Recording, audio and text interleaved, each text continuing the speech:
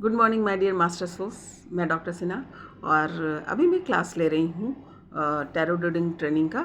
और मैंने टॉपिक लिया है remedy. Today's topic is remedies. Remedies क्या होता है ना, और इसको ये कितने प्रकार का होता है और इसे कैसे इस्तेमाल करते हैं, किस प्रकार से देते हैं और इसका आउटकम क्या निकल के आता है, इसका इफ़ेक्ट क्या होता है। तो आप किस प्रकार की रेमेडी दे रही हैं और किस तरीके से दे रही हैं, उसका आधार क्या है उसको समझ कर देंगे तो ऑब्वियस है कि उसका आउटकम भी सही निकलेगा। और कैसे निकलेगा उसको समझेंगे कि रेमेडी की ज़रूरत क्यों पड़ती है ना, रेमेडी हम क्यों देते हैं, इसको भी समझना ज़रूरी है। तो बात करते हैं कि रीडिंग पे जो व्यक्ति आपसे रीडिंग लेने आया है उसकी हम रीडिंग करते हैं और उससे जो प्रॉब्लम्स हमें दिखाई देता है। अब ये प्रॉब्लम्स होता क्या है ना, बेसिक प्रॉब्लम्स का आधार क्या होता है, पहले इसको समझेंगे तभी हम रेमेडी को समझ पाएंगे। प्रॉब्लम्स का आधार होता है हमारा कर्म। जो हमारे पिछले लाइफ के कर्मा रहे हुए होते हैं उसी से रिलेटेड जो है हम प्रॉब्लम्स झेल रहे होते हैं, उसी को कर्मा को काटने और उसी के कर्मा को काटते हुए जो हमें लेसन लेना होता है, इसलिए वो सिचुएशन हमारे लाइफ में आता है।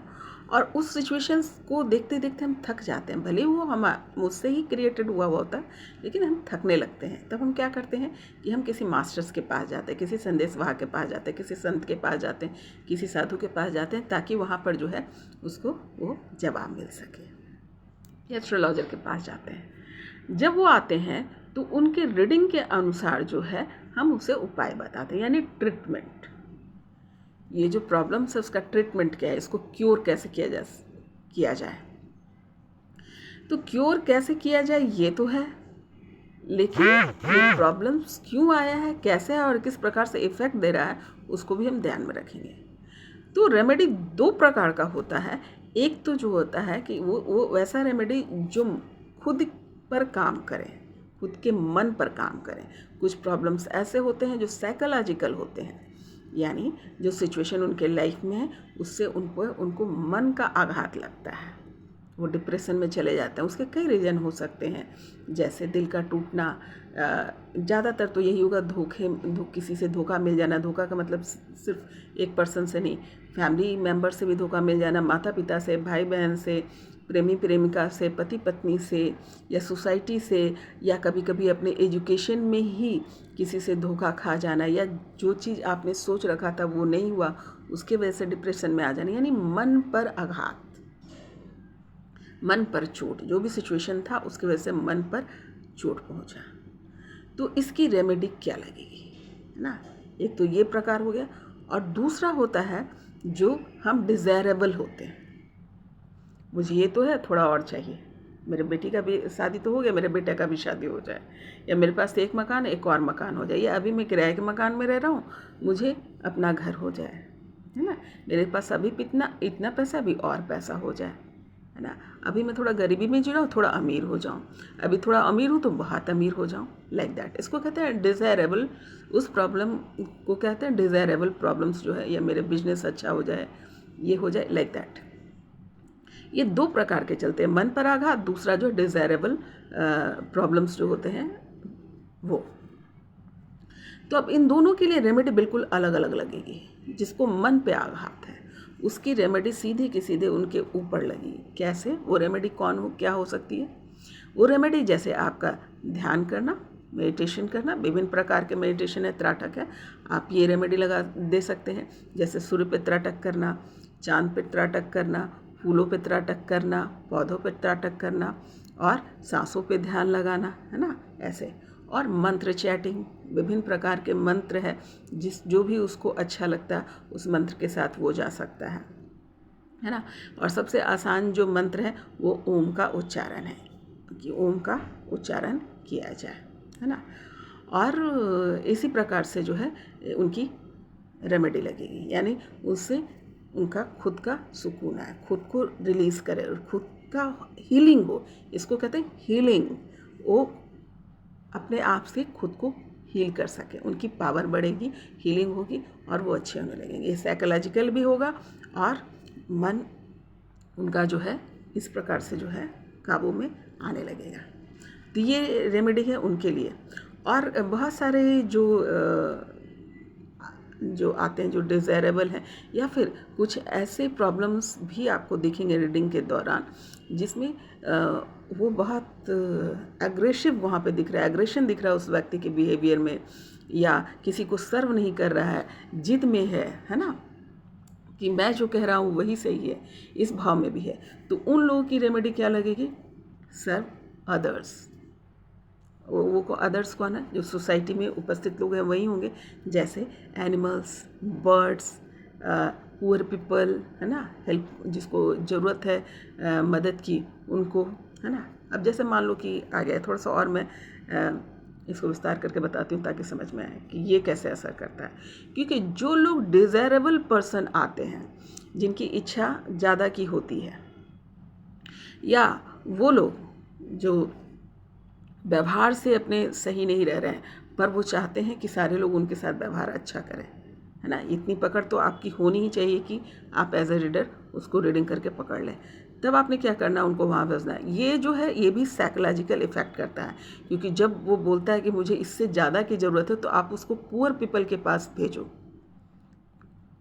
गरीब आदमी के पास, उसकी मदद करो। जैसे आपके पास अभी 1 रुपया है तो उसमें 25 पैसे जो है जाकर उनकी मदद में लगाओ, उनको सर्व करो। जो आपके रीडिंग में अगर पकड़ लेते हो कि ये जो है इसके व्यवहार में दिक्कत है, तो उसे आप भेजिए। किस चीज़ में? ज़्यादातर जो कानूनी मसले और बछड़े जो दिखते हैं रीडिंग में, उनको सीधे के सीधे जानवर जो एनिमल्स हैं उनको फीड करने के लिए भेजिए, उनको सर्व करने के लिए भेजिए। इसे एक साइकोलॉजिकल कर्म तो उनको काटना ही है, जो कर्म है वो तो कटेगा ही, लेकिन क्या होता है जब आप वो सर्व करेंगे उससे, तो उनको इफ़ेक्ट अच्छा आएगा। इफ़ेक्ट कैसे अच्छा आएगा कि जब हम सर्व करते हैं तो उनके मन में हमारे करुणा का भाव उत्पन्न होता है ना, करुणा का भाव उत्पन्न होता है। और कर्म कटने का कई तरीका है, जिसमें है आप अपनी बीमारी के जरिए कर्म आपका कटता है, और आपके जो है कलेश से कर्म कटता है, और आसपास विपरीत कंडीशंस क्रिएट करने से कर्म कटता है, और सबसे बड़ा कर्म कटने का कर्म आप काट सकते हैं दान, पुण्य और हेल्प करके, इससे भी आपका कर्म कटता है। तो इससे उनके कर्म तो कटेंगे ही, जल्दी वो रिलीज में आएगा। दूसरा कि साइकोलॉजिकली जो है ये जो डिमांड्स है उससे वो संतुष्टि में आएंगे, कि जब वो देखेंगे कि मैं एक चीज़ रहने के बाद भी मैं दूसरी चीज़ का मांग कर रहा हूँ ईश्वर से, और ये सामने वाला व्यक्ति देखो उसके पास कुछ भी नहीं है, फिर भी वो अपने जीवन को सरवाइव कर रहा है। सोल इतना समझदार होता है कि वो कैश करने लगता है, और बार बार आप उसी कई बार वो जब उस तरीके से सर्व करेगा तो उसके मन में बदलाव आएगा, ये डिमांड्स वाले भाव कम होंगे, तो अपने आप वो शांति में आ जाएगा, यानी संतुष्टि में आएगा। संतुष्टि में आएगा तो क्या होगा? शांत हो ही जाएगा।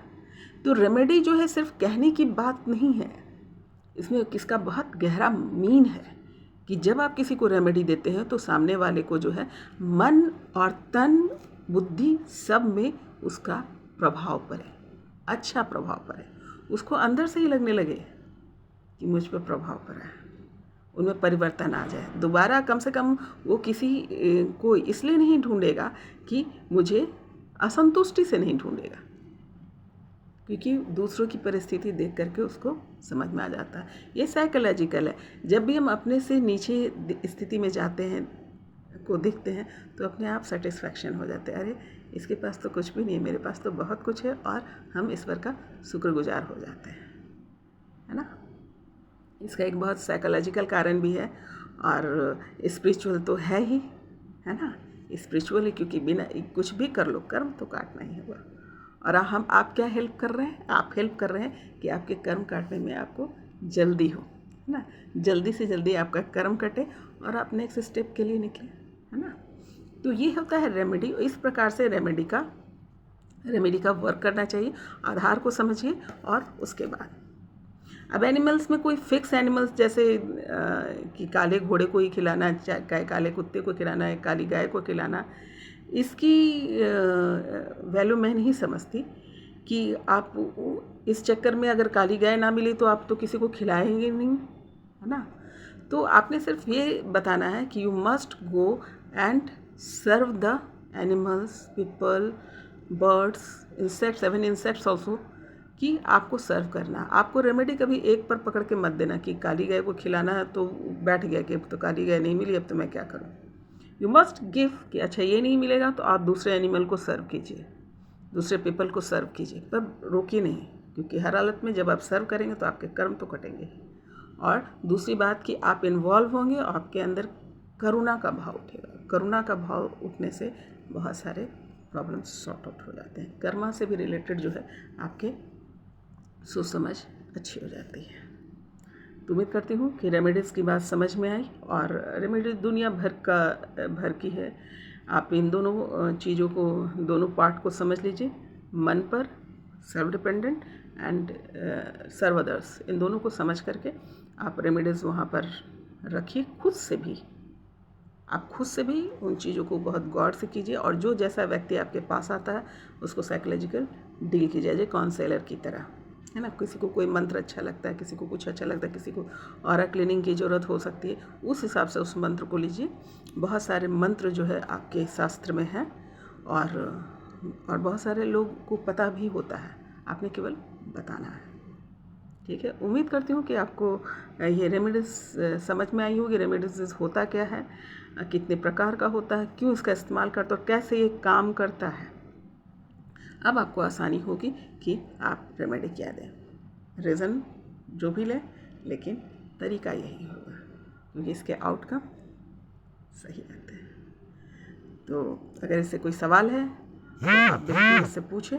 हर जगह ये वीडियो जाएगा, और जिन लोगों को लगता है कि अपना नाम रिवील ना करें, अपना नाम सामने नहीं लाना चाहते हैं, तो आप डायरेक्ट व्हाट्सएप पे आप मैसेज कर सकते हैं। वहाँ पर मैं देकर आपके सवालों के जवाब मैं वीडियो के ज़रिए ही दूँगी, ताकि वो सवाल सब तक पहुँच सके।